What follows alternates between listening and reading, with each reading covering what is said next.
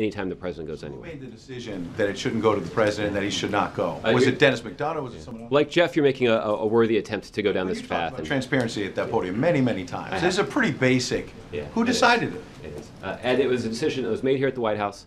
The White House takes clear responsibility Okay, for it. last one. Yesterday, you were also talking about this summit on violent extremism, and you said it's not called a summit on Islamic extremism because there are other forms of violent extremism.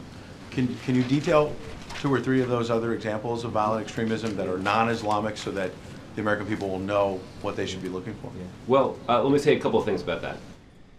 Well, let me answer your question first. James von Braun is somebody who, in 2009, June of 2009, less than a mile from where we stand right now, went to the Holocaust Museum and shot a security guard in pursuit of some radical, violent ideology. Back in 2012, an individual, Wade Michael Page, carried out an assault against a Sikh temple in Wisconsin. It's unclear to me exactly what ideology motivated him, but that is a pretty good example of somebody who has a violent, extreme ideology, and an ideology and extremist practices that are worth countering. Let me just give you one other example that's actually close to my heart. There's an individual who shot up the Jewish Community Center in suburban Kansas City. This is an individual who, again, subscribed to a warped ideology that he tried to use to justify this violent attack. And those are a couple of examples of the kinds of violent extremism that our summit is motivated to counter.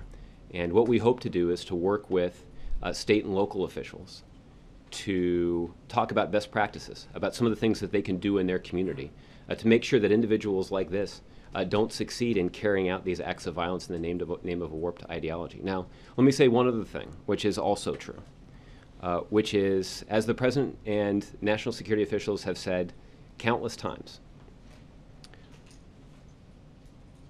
this administration is concerned and has expended significant resources and energy and time to counter violent extremists who carry out acts of terror based on their own warped view of Islam. And that is why we have seen this administration put in place a counterterrorism strategy in far-flung countries around the globe, because those violent extremists seek to justify their actions based on their warped view of Islam to carry out attacks against the West. But the reason that I describe it as a warped view of Islam is because these kinds of attacks have been roundly condemned in very forceful terms by Muslim leaders across the country. What we've also seen is that Al-Qaeda and its adherents and its affiliates have carried out terror acts all across the globe, and the majority of the victims of those attacks have been Muslims.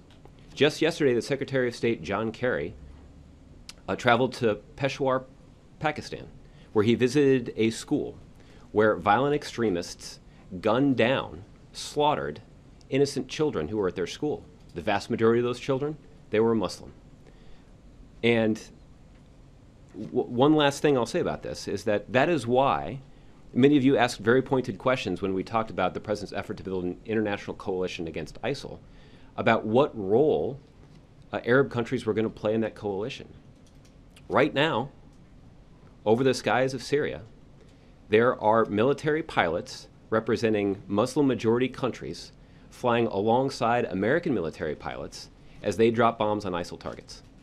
And that is an indication that these violent extremists who have sought to incite a religious war against Islam have utterly failed. John.